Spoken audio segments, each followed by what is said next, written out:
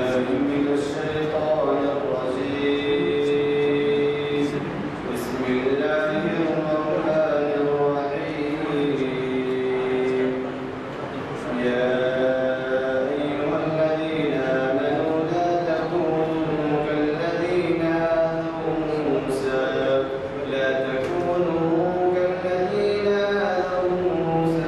فبرأه الله مما قالوا وكان عند الله وجيها. يا أيها الذين آمنوا اتقوا الله وقولوا قولا سديدا يصلح لكم أعمالكم ويغفر لكم ذنوبكم ومن يطع الله ورسوله فقد فاز فوزا عظيما. إنا عرضنا الأمانة على السماوات والأرض والجبال فأبين أن يحملنها وأشفقن منها وحملها الإنسان إنه كان ظلوما جهولا. ليعذب الله المنافقين والمنافقات والمشركين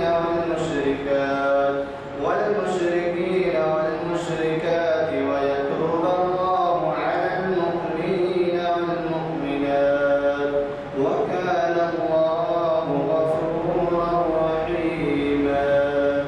صدق الله العظيم.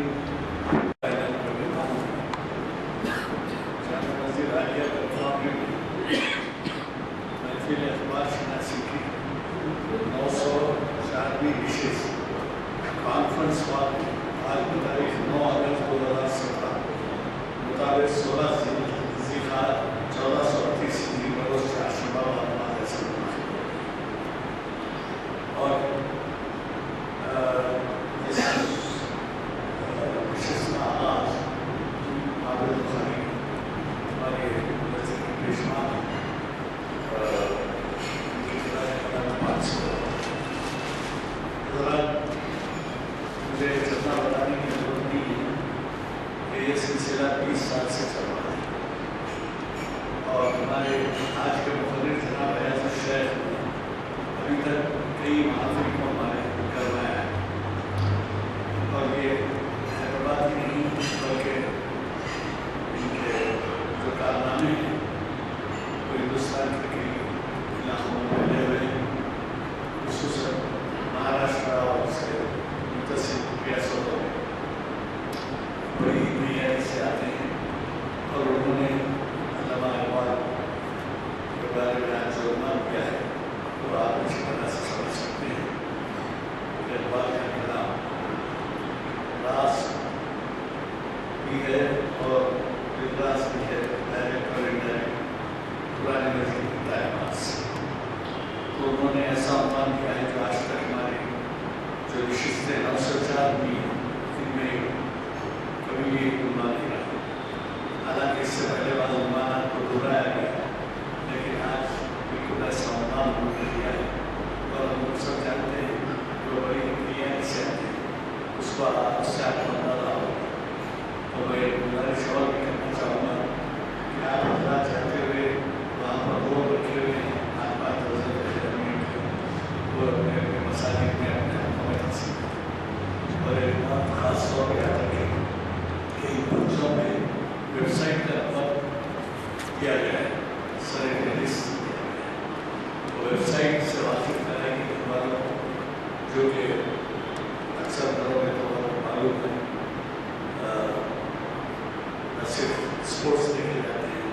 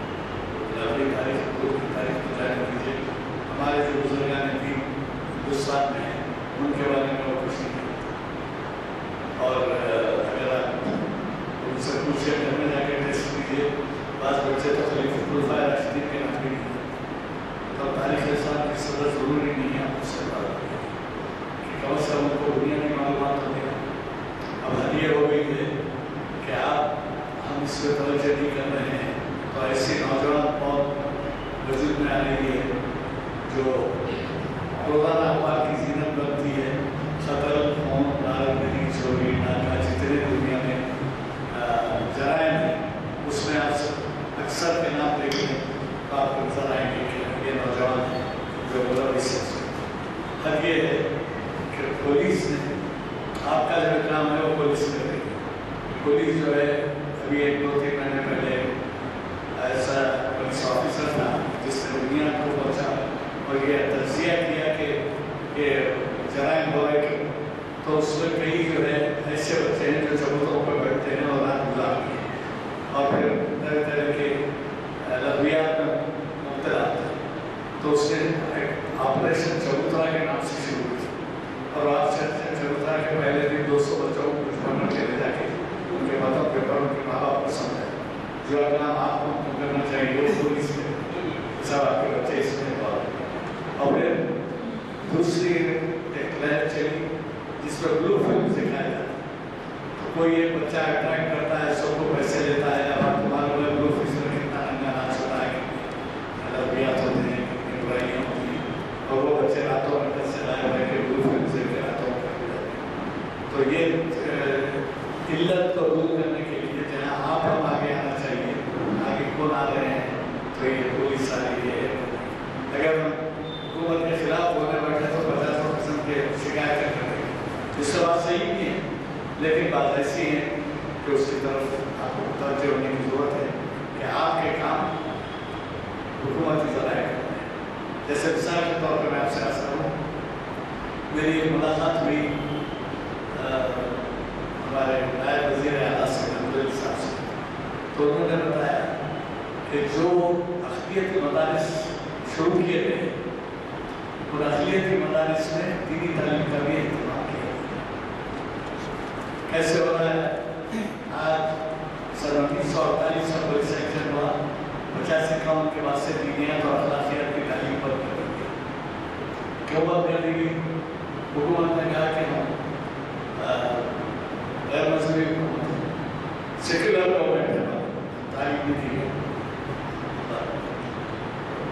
ہم جب بیٹھے کہ 200 دینیات بھی تھی، اخلاقیات، مسلمانوں کے لیے دینیات اخلاقیات اب حکومت ایک 50 سال اب جو ہے اس کی طرف توجہ کی کہ دینیات اخلاقیات ضروری ہیں، بنیاد ہے اخلاق کی اور مستقبل کی۔ تو لہٰذا میں آپ سے گزارش کر رہا ہوں، میری خواہش ہے آپ لوگ اس کی طرف بھی توجہ دیں۔ آپ کے اثرات بعض اسکولوں میں ہیں، میں جانتا ہوں، آپ یا تو اس کے باڈی میں ہیں، ورکنگ کمیٹی کا جو بھی مدرسے کی علماء کے سرپرست کمیٹی ہوتی ہے اس میں ہیں، یا اثر رکھتے ہیں، یہاں کے قریبی لوگ اسکول چلاتے ہیں، کالج چلاتے ہیں۔ کسی ایک بچے میں ہفتے میں 3 بچوں کو لا کے بٹھائیے۔ ہمارے زمانے میں اسکول میں تعلیمی تفریح چلتی تھی، تعلیمی تفریح سمجھے اسکول، تعلیمی تفریح کے بعد گھنٹی پیٹ کو جانا ہے، سالہ جب میوزیم دیکھنا، وہ بھی ضروری ہے، لیکن وہی نہیں ہوتے، یہ بھی تعلیمی تفریح ہوگی۔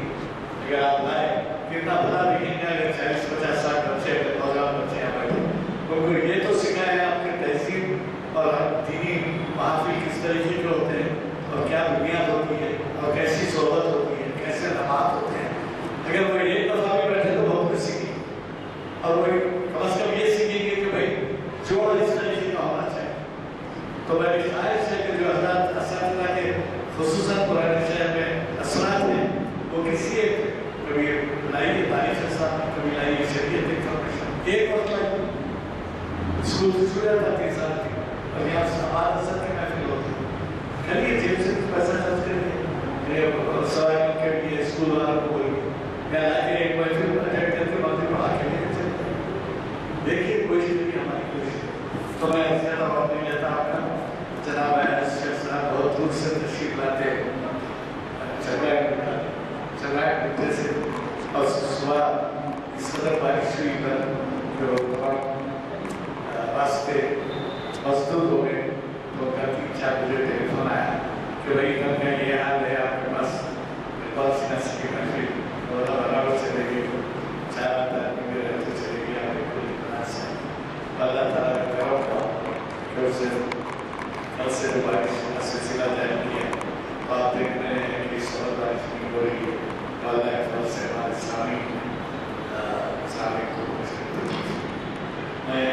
مختلف صاحب کو دعوت خطاب امام سے پہلے سے ایک علاقے میں بول رہا ہوں خاکہ کرا پرس نے ایسا 25 سالہ اکھانا ہے جس سے بہت خدمات اپنے آپ کی قرآن میں سے کوئی دلچسپی رکھتا ہے تو درمیان نظر عبداللہ شاہ صاحب پہ جا کے دیکھیں کہ ہمیں معلوم ہے کریم نگر میں 4-5 سینٹرز قائم کیے گئے ہیں تو اب کے وہ لوگ پہل کر کے ڈسٹرکٹ ہیڈ کوارٹرز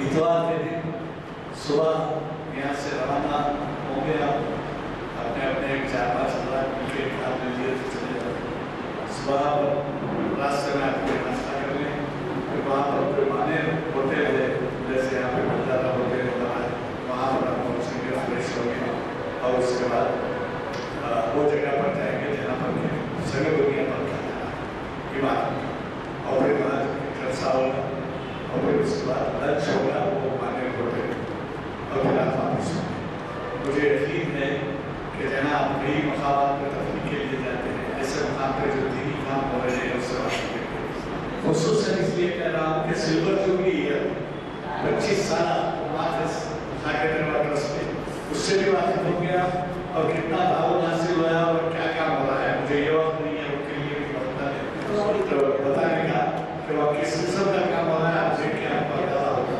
چاہے آپ سے کوئی یہ نہیں کہہ رہا ہے کہ وہاں جا کے آپ ایسے کا تعاون کریں گے اگر آپ کے علم میں آئے کہ دن اخلاق میں کیا حالت ہے قربا میں اخلاص میں کیا حالت ہے مختصراً یہ کہہ دیتا ہوں کہ پہلے جو تنخواہ کھیتوں میں کام کرتے تھے وہ تنخواہ کو کافی فائدہ گورنمنٹ کے سفرز کی حاصل ہے اور اس میں جا کر جو ہے مسلم خواتین بھی جو ہے کھیتوں میں کام کر کے 70-80 روپئے کما لیتے ہیں اور ان کو 300-400 روپئے ٹیلرنگ سکھا کے کمپیوٹر سکھا کے مہندی ڈیزائننگ سکھا کے دیتے ہیں اور پھر اس کے بعد ایک مشین بھی دے دیتے ہیں فری ایمبرائڈری کا تو وہ ایسے مقامات میں دیکھیے آپ کے علم میں رہے آپ سے میں یہ نہیں کہتا کہ آپ جا کر گزر کے دیجیے بلکہ آپ واقف رہیں کہ آپ جہاں ایسی زندگی گزار رہے ہیں وہاں اور دیہاتوں میں مجھے ضروری یقین ہے کہ آپ اطلاع کے پروگرام میں تشریف لیجیے درود و سلام تاجدار مدینہ حضرت محمد مصطفیٰ صلی اللہ علیہ وسلم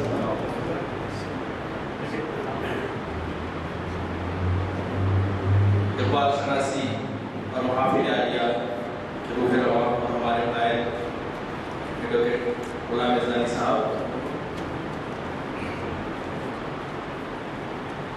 شہر حیدرآباد کی پہچان جو بن گئے ہیں حضرت نانک سنگھ نشر صاحب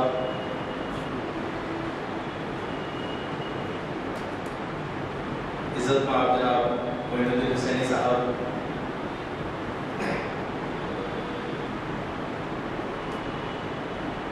اور بھی کئی اقبال اور اسلام کے شہدائی یہاں پہ ہیں جن کی سماعتیں میرے لیے سنت کا درجہ رکھتی ہیں ان سب کے ناموں سے واقف نہیں ہیں آپ سب حضرات اور آج خصوصی طور پہ میری دعوت پہ تشریف لائے جماعت اسلامی کے گوشہ بہن امیر جناب عبدالقدیر صاحب اور انڈرسٹینڈ قرآن اکیڈمی کے ذمہ دار جناب شفیق پٹیل صاحب آپ تمام حاضرین بس پردہ بیٹھ کر سننے والی بہنیں اور بیٹیاں اور انٹرنیٹ کے ذریعے سے سننے اور دیکھنے والے ناظرین و سامعین کو کی خدمت میں السلام علیکم ورحمۃ اللہ وبرکاتہ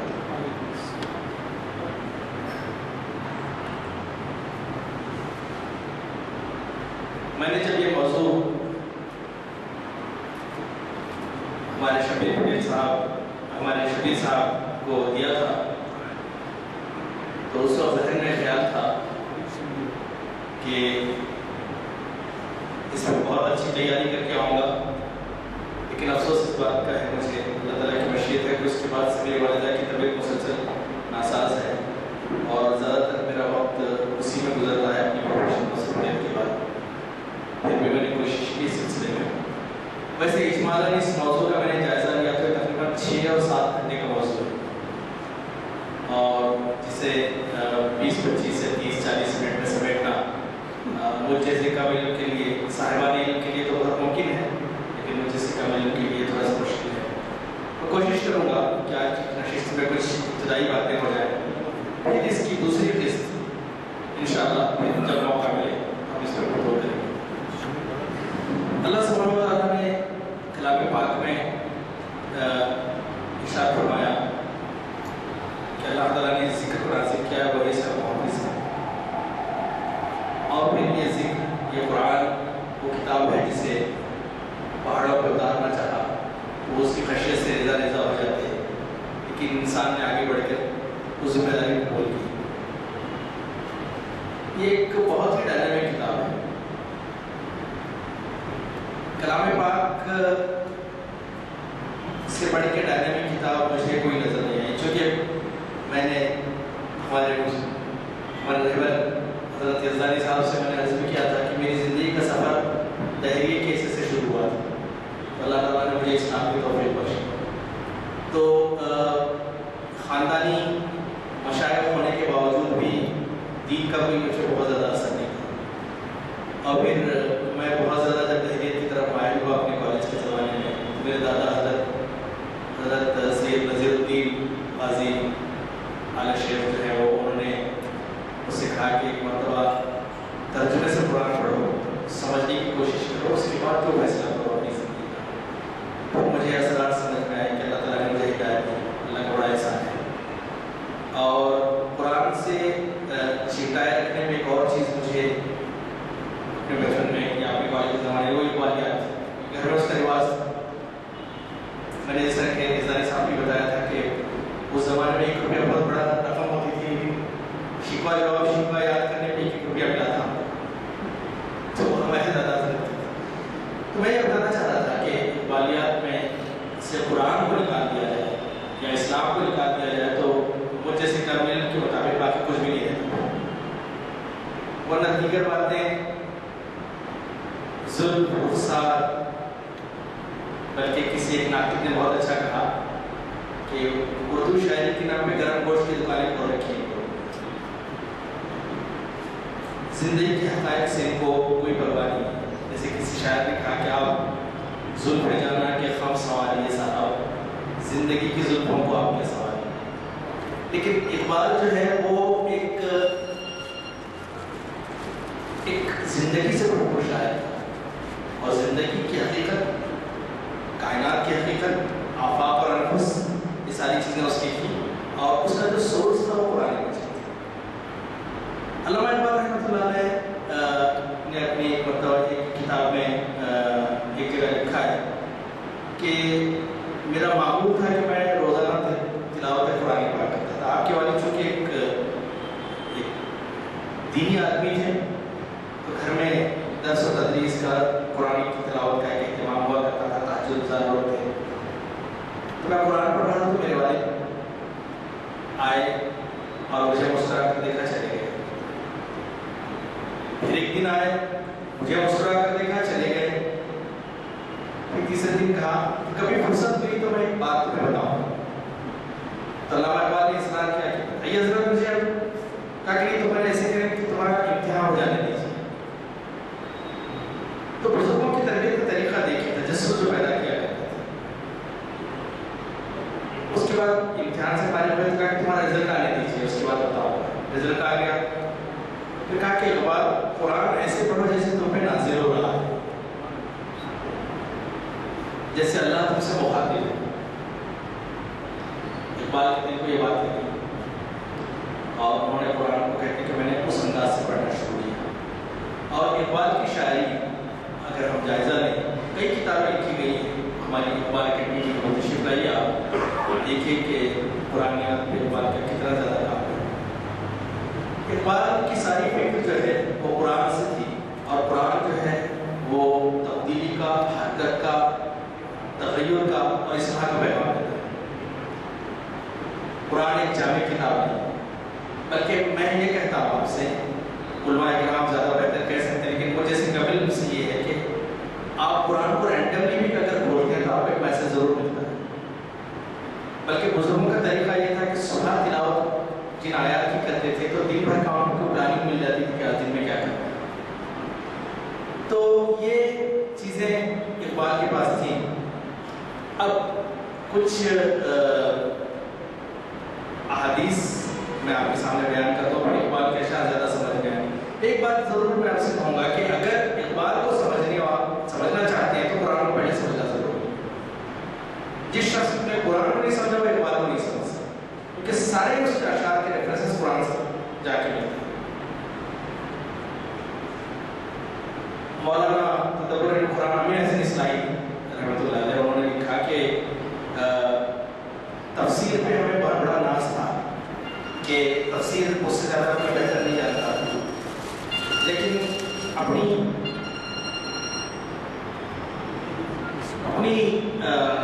اس کے زمانے میں، بیماری کے زمانے میں جی بند کر دیں۔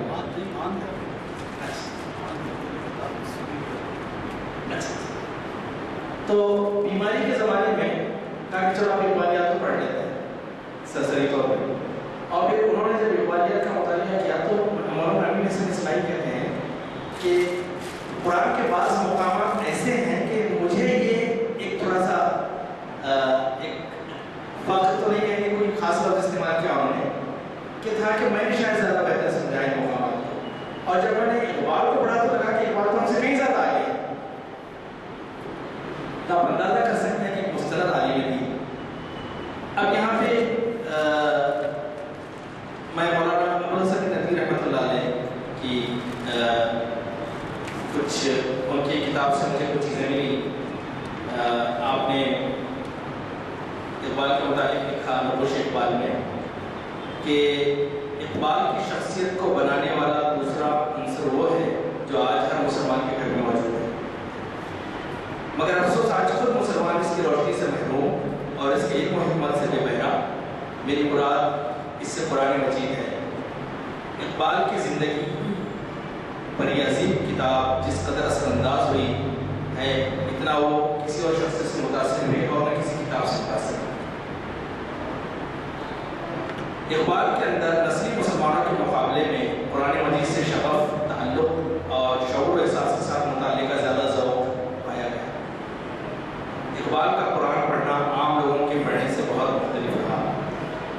مولانا ابوالحسن رحمۃ اللہ علیہ کہتے ہیں کہ علامہ اقبال نے اپنی پوری زندگی قرآن مجید میں غور و فکر اور تدبر اور تفکر کرتے گزاری۔ قرآن پڑھتے، قرآن سوچتے اور قرآن بولتے۔ اسی لیے میں نے آج کو عنوان میں رکھا کہ قرآن کا شاعر۔ کسی اقبال کی کسی ناطق نے بڑا اچھا کہا کہ یہ اقبال جو ہے وہ قرآن کا شاعر ہے اور شاعروں کا قرآن ہے۔ تو علامہ اقبال کی کچھ اشعار ہمارے سامنے میں چاہوں گا کہ میں وہ پیش کروں آپ کے سامنے، تاکہ اس کے ذریعے سے ہمیں اقبال کو زیادہ بہتر سمجھنے کا موقع ملے۔ ایک قرآن مجید میں ایک جگہ اللہ سبحانہ وتعالیٰ نے حدیث پاک میں ہے کہ ان اللہ یرفع بہذا الکتاب اقواما ویضع بہ آخرین، اللہ اس کتاب قرآن کے ذریعے سے کچھ گروہوں کو بلند و سرفراز کرے گا، کچھ گروہوں کو بلند و سرفراز کرے گا، اور کچھ دوسرے گروہوں کو جو اس کی حق تلفی کریں گے پستی میں چھوڑ دے گا۔ یہ مسلم کی حدیث ہے، جزاکم اللہ خیر، یہ مسلم کی حدیث ہے۔ اب علامہ اقبال نے بڑے چھوٹے سے شعر میں بہت خوبصورتی سے اس بات کو کہا کہ وہ معزز تھے زمانے میں مسلمان ہو کر، وہ معزز تھے زمانے میں مسلمان ہو کر، اور تم خوار ہوئے لانے کے۔ یہ قرآن مردہ قوموں میں زندگی ڈالنے والی کتاب، اور آج مردوں کی روح نکالنے کے لیے استعمال ہوتی ہے۔ جن قوموں نے قرآن کو تھاما دنیا میں چھا کر، جن قوموں نے قرآن سے اپنا ناطا توڑا، اللہ تعالیٰ نے بستی میں دھکیل دیا، ذلت و خواری کا مقدر ہو گیا۔ علامہ اقبال اسی لیے ایک جگہ فرماتے ہیں کہ گر تمہیں خواہی مسلمان زیستان، اگر تو مسلمان کے ایسے سے زندگی گزارنا چاہتا ہے، نیست ممکن جز قرآن زیستان، قرآن کے بغیر نہیں ممکن۔ پھر علامہ اقبال کہتے ہیں کہ مومن حامل قرآن ہوتا ہے، چلتا پھرتا قرآن ہوتا ہے۔ لوگ قرآن پڑھنے نہیں آتے اس مومن کو دیکھتے ہیں۔ اسی لیے علامہ اقبال مومن کی تعریف میں ایک جگہ کہتے ہیں کہ یہ بات کسی کو نہیں معلوم کہ مومن، یہ بات کسی کو نہیں معلوم کہ مومن قاری نظر آتا ہے، حقیقت میں ہے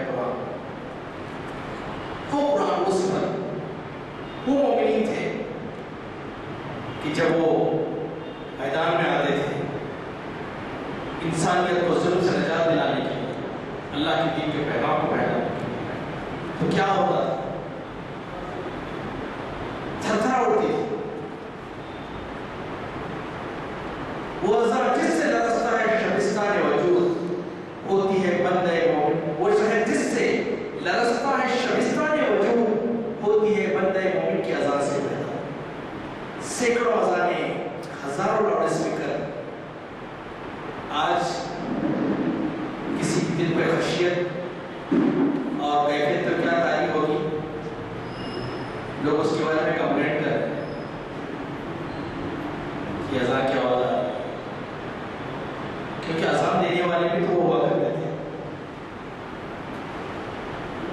وہ اذان دینے والے کہاں تھے؟ الفاظ و معنی میں تفاوت نہیں، لیکن ملا کی اذان اور مجاہد کی اذان۔ علامہ اقبال مزید فرماتے ہیں، ایک بہت ہی اچھی شعر مجھے ملا علامہ اقبال کا، امت مسلم ضائعت خداست، امت مسلم ضائعت خداست، اصلش از ہنگامہ وقالوا بلاست۔ کہتے ہیں کہ امت مسلمہ کا وجود آیات خدا قرآن مجید ہی کے سبب ہے، اور فرماتے ہیں کہ اس امت کی بنیاد عہد الست کے وقت کی پڑی گئی تھی، جب اللہ تعالیٰ نے کہا تھا الست بربکم، ہم نے کہا تھا قالوا بلا، اسی وقت سے۔ پھر علامہ اقبال ایک اور شعر، علامہ اقبال کے کلام کو سیکھنے کے لیے جہاں قرآن مجید سے شغف ہمارا ضروری ہے، حدیث سے، تاریخ اسلام سے ہے، وہاں فارسی کی زبانداری بھی بہت ضروری ہے۔ فارسی آہستہ آہستہ یہاں ہندوستان میں تقریباً ختم ہوتی جا رہی ہے۔ فارسی ڈپارٹمنٹ ہے لیکن ایڈمیشن لینے والا کوئی نہیں ہے۔ فارسی ایک بڑی زبان نہیں ہے مسلمانوں کی۔ ایک اور فارسی شعر میں وہ کہتے ہیں، اون کتاب زندہ قرآن حکیم، اون کتاب زندہ قرآن حکیم، حکمت لا یزال است و قدیم، نسخہ اسرار تکوین حیات، بے ثبات است قوت شکیر و ثبات۔ حکمت و قرآن وہ زندہ، حکمت والا قرآن وہ زندہ کتاب ہے، حکمت والا قرآن وہ کتاب زندہ ہے جس کی حکمت لازوال اور قدیم ہے۔ یہ کتاب زندگی کی تکوین یا بناوٹ کے رازوں کا خزانہ ہے اور اس کے قوت سے بے ثبات فانی کی ثبات حاصل کر سکتے ہیں۔ علامہ اقبال نے ایک جگہ بہت اچھی بات کی تھی، جیسے کہ ان کے والد نے ان سے کہا کیسے محسوس کرو جیسے قرآن تمہارے دل پہ نازل ہے۔ علامہ اقبال نے کہا تڑپ رہا ہے فلاطون میان غیب و حضور، پلیٹو، افلاطون، فلسفہ ہے نہیں میں۔ فلسفہ کیا ہے؟ یہ چیز کیا ہے اور کیوں ہے؟ کس نے بنایا نہیں ہے، ان کے پاس بھٹکتے رہتے ہیں وادیوں میں۔ تڑپ رہا ہے فلاطون میان غیب و حضور، ازل سے اہل خرد کا مقام ہے اعراف، تیرے ضمیر پہ جب تک نہ ہو نزول کتاب، جب تک تیرے اوپر نازل نہیں ہوتی۔ کیسی آیتیں چلی جاتی ہیں، امام صاحب ابھی پڑھ رہے تھے، امام صاحب منافقین کا ذکر، کیسی آیتیں امام پڑھتے ہیں، کوئی نہیں ہوتا۔ جب نماز ختم کرو بھاگو اپنے گھروں، ایک بوجھ ہے تو اتار کے اپنے کام۔ اللہ قبول کرے ہماری نمازوں کو، ڈیوٹی ہوتی ہے، اللہ تعالیٰ مغفرت کا معاملہ کرے اس امت کے مرحوم کے ساتھ۔ تیرے زمین پہ جب تک نہ ہو نزول کتاب، گرہ کشا ہے تیری مشکل کوئی حل نہیں کر سکتا، نہ راضی نہ صاحب کشا، کوئی مفسر تجھے وہ نہیں پہنچا سکتا جو تو خود سمجھے گا اس قرآن کے ذریعے سے۔ اس قرآن پہ غور و فکر، ہمارے پاس قرآن پہ غور و فکر کرنے کی بات آتی ہے تو کہا جاتا ہے کہ آپ کے پاس 17 علوم ضروری، 18 سال مدرسے میں لگائیے، یقیناً ہوں گے ضرور۔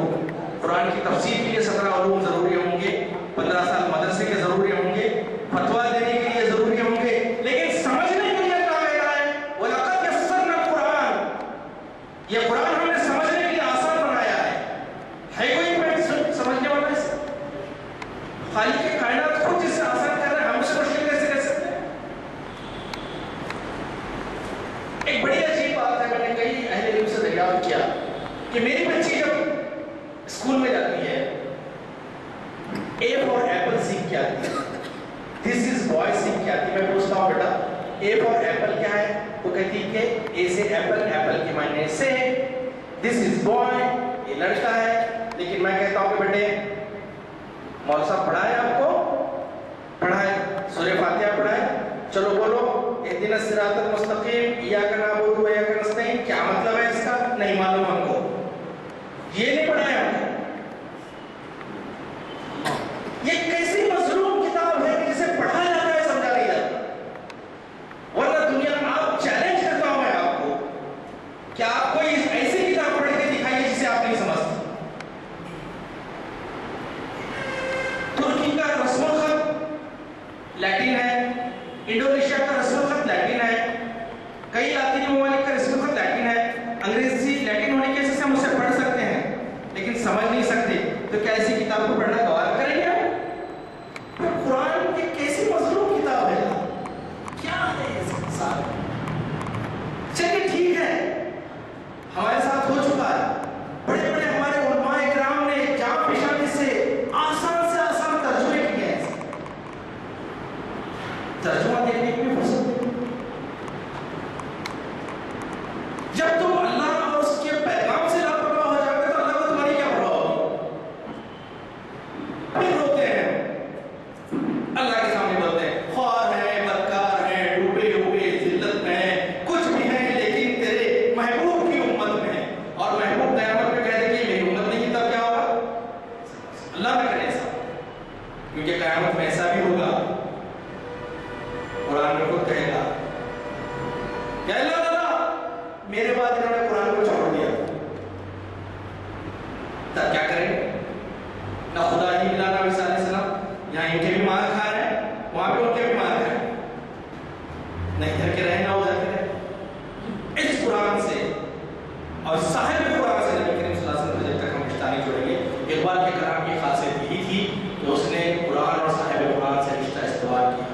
اپنی شاعری کا سارا ان کا جو مخزن اور محبت تھا وہ یہی تھا کہ کسی طرح سے مسلمان اس قرآن کو حامل بن جائے، حامل قرآن بن جائے وہ، تاکہ اسے بڑی سربلندی نصیب ہو. اسی لیے علامہ اقبال ایک اور جگہ کہتے ہیں اپنے ایک ریکنسٹرکشن آف اسلامک تھاٹس کے لیکچرز تھے، اس میں علامہ اقبال کہتے ہیں کہ کتاب مبین سے علامہ اقبال کہتے ہیں کہ the Quran is a book which emphasizes deed rather than an idea.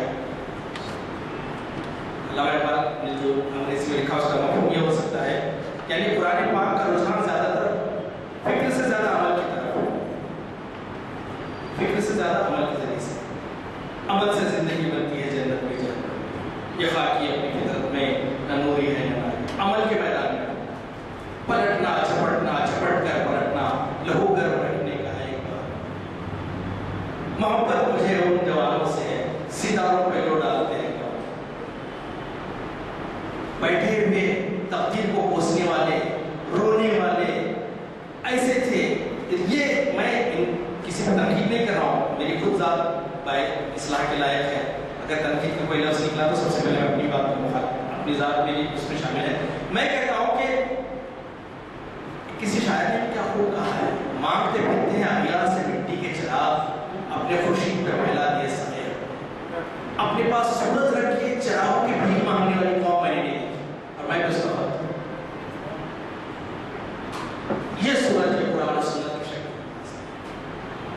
اللہ اقبال کہتے ہیں کیوں کر فشو کا خاک سے دچ جائے مسلمان، مانا کہ توقع نہیں اس کے شرر میں. شرر ہے کہاں؟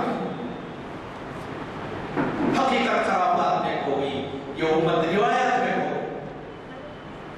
دیکھیے ڈسکشنز یہ جائز ہو ناجائز یہ کرو گے تو سربلندی کے لیے کون سوچ رہا ہے؟ اللہ کا دین مغلوب ہے.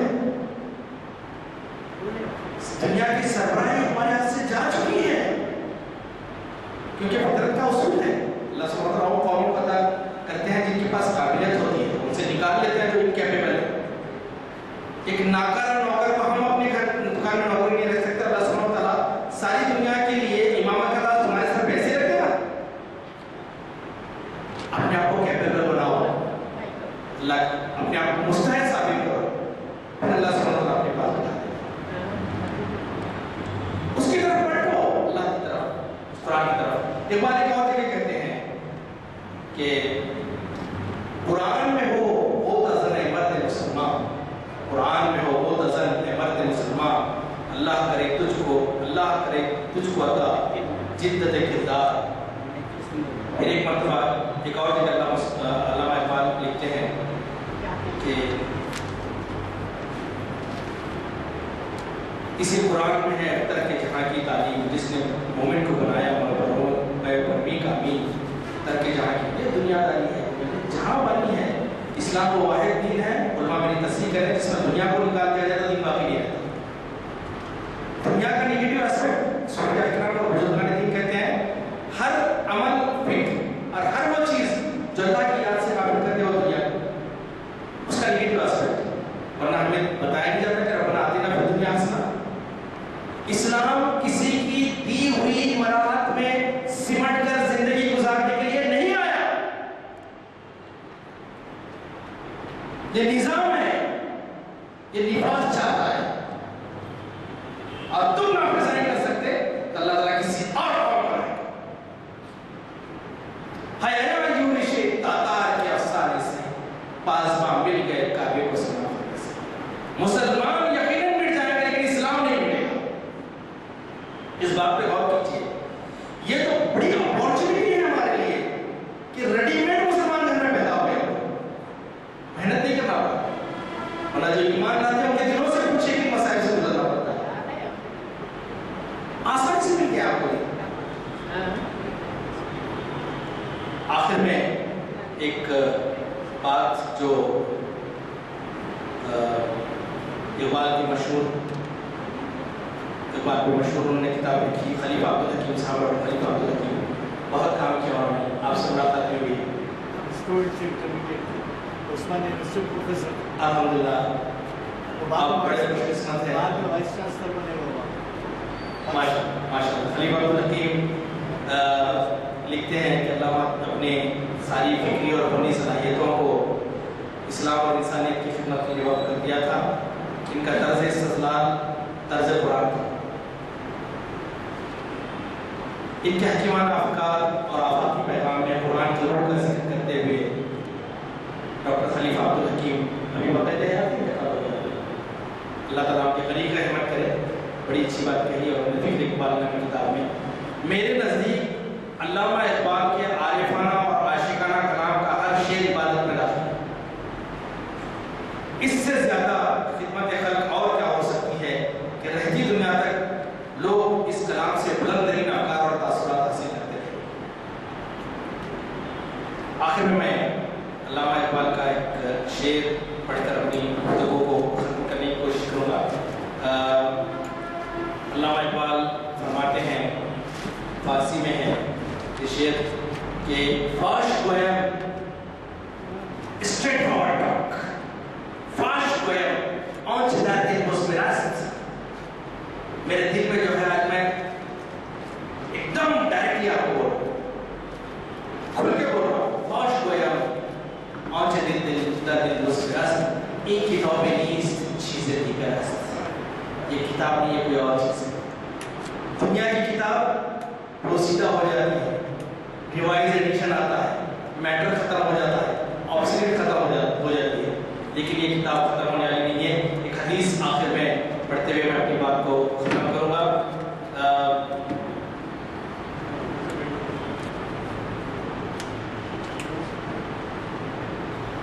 بس یہ حدیث میں نے آپ کو سنا دی تھی کہ اللہ سبحانہ وتعالیٰ اس کتاب کے ذریعے سے کئی لوگوں کو بلندی دے گا، کئی قوموں کو، اور کئی قوموں کو اس کے ذریعے سے پستی حاصل ہوگی، اس کی قدر نہ کریں۔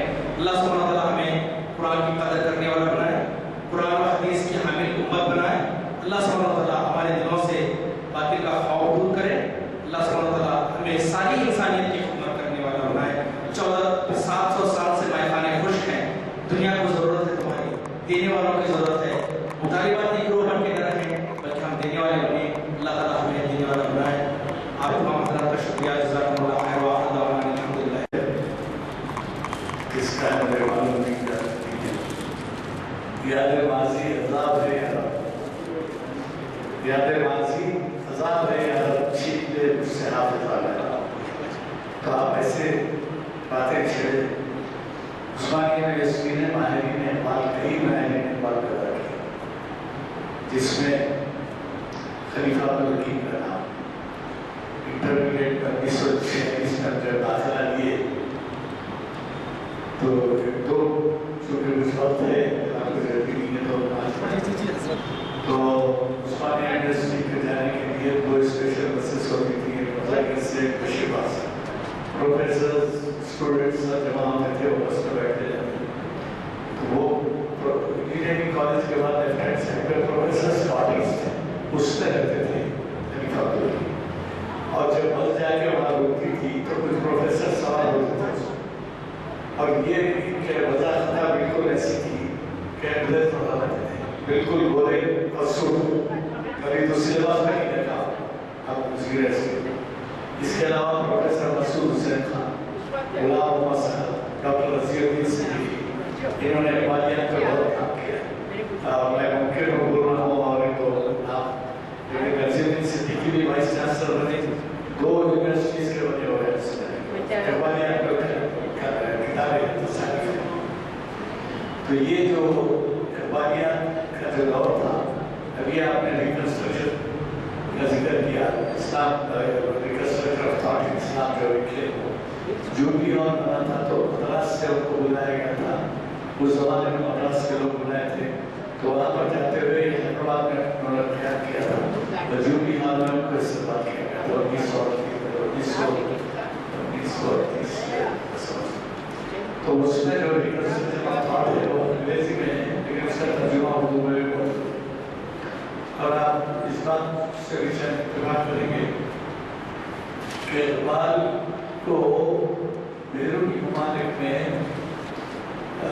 بہت کچھ پڑھا گیا ہے اور سمجھایا گیا ہے اور اقبال ہماری بدقسمتی ہے کہ ہمارے یہاں ہی اس کی بلدی ختم ہوئی صرف اتنی ہے کہ جانتے ہیں کہ ہم وہ سارے جہاں سے اچھا ہے دوست ہمارا اس کا شاعر ہے اور پھر اس کے لیے فٹنس کرنے میں سواست دے ہوئی کہ جب ہمارا ہابی ترانا سوال تھا تو ہابی ترانے کو ظاہر ہے کہ آپ کو معلوم ہے جو بھی ہابی ترانا ہے اس کو دوسرا درجہ دیا گیا تو وہ بھی استعمال نہیں ہوتا تھا عرص سے بعد وہ استعمال ہوگا اور ہماری خوشی قسمت یہ ہے کہ جو اس کا اقبال کو جو زندہ رکھا گیا تو پارلیمنٹ میں ہو اسمبلیز میں ہو الیکشن کے جلسوں میں ہو اور پنچایت کے جلسوں میں ہو اب یہ تو یہ کہ ہمارے یہاں ممبروں میں نام سے بھی باعث صاحب اقبال کو کھول کر رکھتے ہیں تو یہ جو ہے بڑی خوش قسمتی ہے